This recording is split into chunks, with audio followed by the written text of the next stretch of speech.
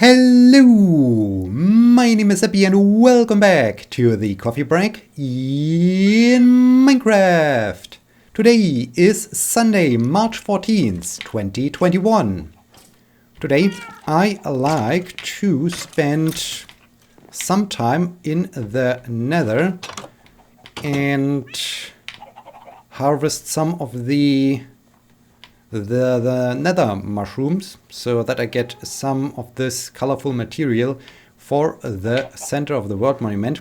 I got a good recommendation from Leon for a website that helps me to, well, calculate arcs and bends and whatnot, but I haven't had the time to give this website a real try for the dimensions of this Hall of Records, Hall of Sports, Hall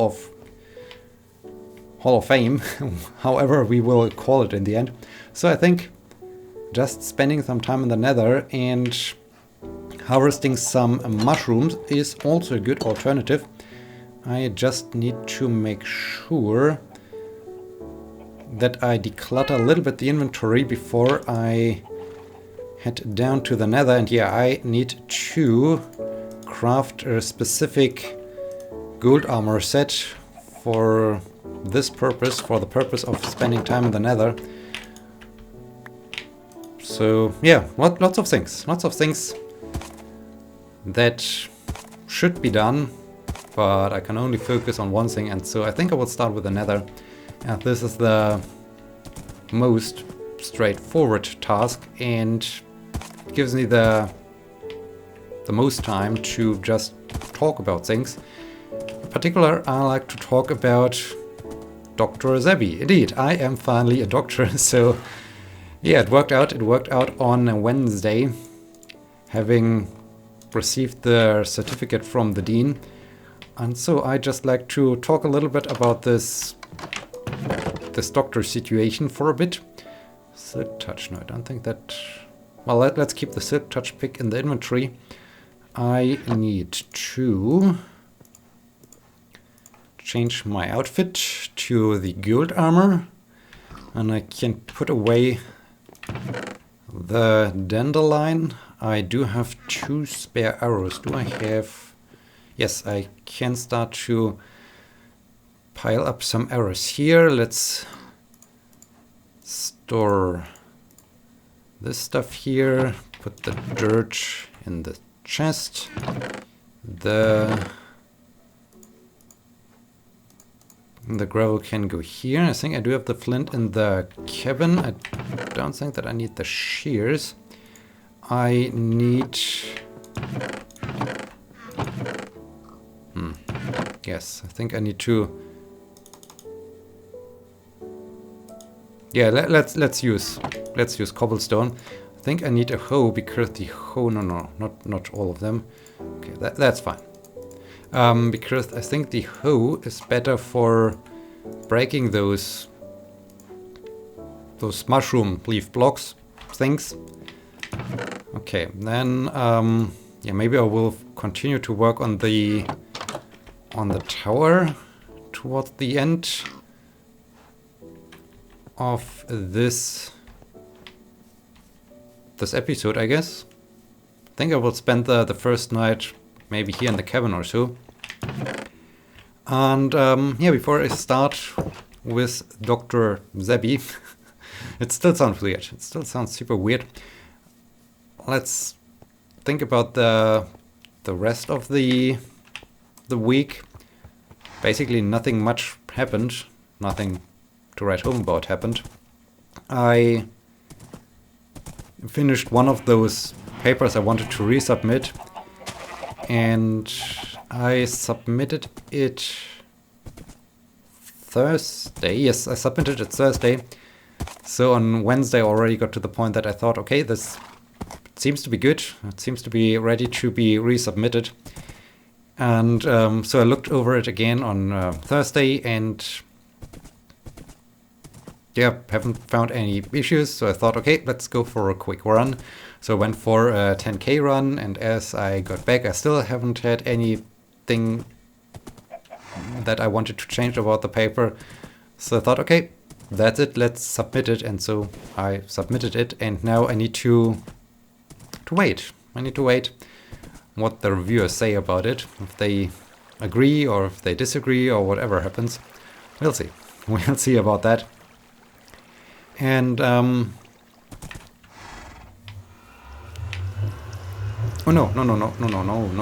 Oh, right, I need dirt. Haha. Almost forgot the most important thing. Well, the dirt is not the most important thing, but I need something to pillar up to get to the top of the mushroom. And I need bone meal. Oh dear. I almost forgot the most important materials for this operation. So okay, let's head back to the cabin. Yeah, so submitted this. With the upcoming virtual reality conference at the end of this month, I don't know exactly what they are doing. I even think they themselves have no clue what they are doing, because yeah, I already discussed this stupid idea of, hey, please create a poster, so real poster PDF, and uploaded it, and then afterwards, no, please create now some slides for having a presentation. So yeah, aside from this, they also want for the presentation, the presentation slides, and they also want some kind of thumbnail for whatever reasons. They created a Google form for it. I mean, I personally wouldn't use Google because of, well, it's Google. I would use any other tool, but not Google. So that's one thing, but they configured their Google form in a way that you can only fill it in once. And once you have filled it in, you get the message you can't fill in it again. You already completed the Google form. So I was sitting there and thought, okay, I do have 2 posters. So how are you thinking I shall provide you the information for the second poster when after the first poster the form is already blocked? So I wrote them an email, not sure, we'll find out tomorrow, so Monday morning, if they answered it or not, how I shall give them then the information when they do this with their Google form. So I just think they have absolutely no clue what they're doing. They're just doing something and they hope that something will stick to the wall and stay there. So I don't know. Yeah, it's just super weird. And speaking of the poster, this was also a thing. I mean, the true poster, the PDF poster, I gave it to my co-authors because I had to do lots of exams, as you know, and I trusted them. I just trusted them. Turned out they made a typo on the poster. And are you? Hi. And yeah, I don't know. I just don't know. Okay, is this true that who breaks easy, my friend? Yeah, it's who breaks it easier. Okay, this is fine. Yes, I know. Calm down, my friend. Calm down. Okay, is Ho also good for... No. Or is it? Well, it certainly is. Cool. And, yeah, it's just... It's a small typo, but basically it's a significant typo because we had, in this one experiment, 60 participants, and the poster now just states, well, this DIN A0 poster thingy now states, you're coming after me, right? Alright. And yeah, I fixed it. I uploaded a new version. I also wrote them so the poster chairs a message like, okay, we had this thing. Is it okay that I just exchange it? And I haven't received anything back from them. So I don't know. I just don't know what they're doing. If they're even reading emails or whatever is going on there. So this is absolutely strange. I need to get back to the overworld. 46 netherwood blocks, nice. And some weeping wines and some shroom light. I'm really curious about the shroom, or well, not curious, but interested in the shroom light, because I think this could be a cool light source. Not sure for where and when I use it, but it's definitely a cool light source. And yeah, but it was just typical. I haven't really paid attention to the poster thing, and not the 2-page paper, but the post itself. And yeah, then there's this thing. So we'll see. I hope they exchanged. I mean, I just changed the upload, so I hope they will also use it for the conference. And yeah, there's that. So one paper published on Friday.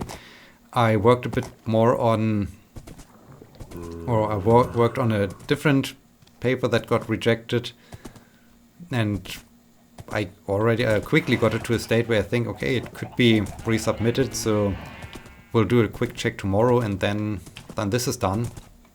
So yeah, there's that. And I basically just returned from a weekend away. It was, well, once again a weekend in the Fichtel Mountains. This time it was a little bit more busy, a little bit more work related, packaging things and so on. And yeah, it aligned perfectly with the birthday of my grandmother. So visited them, saw my grandpa again, and had some cake. So the usual things. So what was good. And yeah, I got back home early today. So woke up quite early. So I think I woke up around just before 7 a.m. or so. And yeah, drove back to this place. Just finished cleaning the staircase. Once again, it's of course the weekend away had to align with the week where I am responsible for the staircase and cleaning the staircase and so on. So finished that. And yeah, so here we are in this episode of the Coffee Break. And it's Dr. Sebbi now. It's Dr. Sebbi. As discussed last time on Wednesday, I drove to the Faculty of Humanities and met the dean there. It was a little bit like a formal act, so the dean tried to make the best out of the complicated situation. I mean, we couldn't even shake hands or anything like this, as you would normally do when you hand over the certificate. And I was even more interested in just saying, hey, thank you for assisting and helping that this third review finally became reality. So yeah, I mostly thanked him, and he was, I guess he was quite happy. It felt like he was quite happy with that I personally thanked him, and he said, yeah, welcome, you're welcome, and it's his job. So but yeah, I just found it the right and good thing to thank him personally for what he did. I mean, he really helped there a lot. And so this is cool. And yeah, then I got the certificate. It's a little bit weird with the certificate. I mean, on the one hand, dang it. On the one hand, it looks a little bit like, okay, we just toyed around with all the various font colors and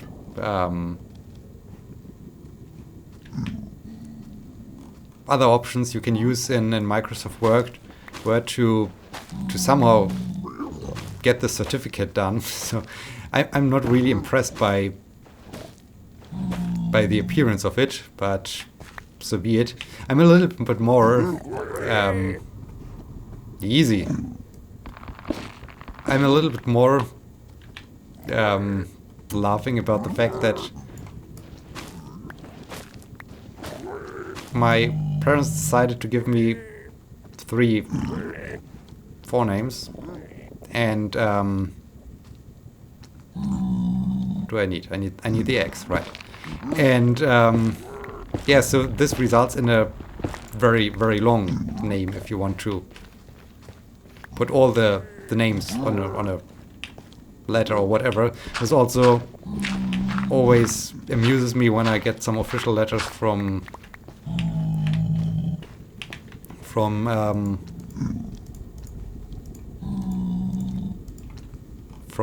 the mushroom. Alright, we got a new mushroom. Yes, I know. Let's... When I get emails from, I don't know, someone official, like the town hall people or whoever, someone who for some reason uses all the names. And yeah, apparently this was also a problem for the certificate, because they just displayed 2 of the 3 names on it. And I mean, I find this just hilarious. I mean, it would have been perfectly fine if they just would use my primary forename. Sure, that's fine. That's complete. I would be completely okay with it. If they would have used all 3 of them, fine. That's great too. But using only 2 of them instead of 3, why? I mean, this is just hilarious. But okay, anyways, I got this certificate, and from now on I can even myself I can officially call myself doctor, and I'm allowed to do so, so that's cool, I guess. Yeah, with this crazy time of being a PhD student, even, well, more even the sad time of being a PhD student is now officially over. And yeah, how do I feel? I don't know how I feel about it.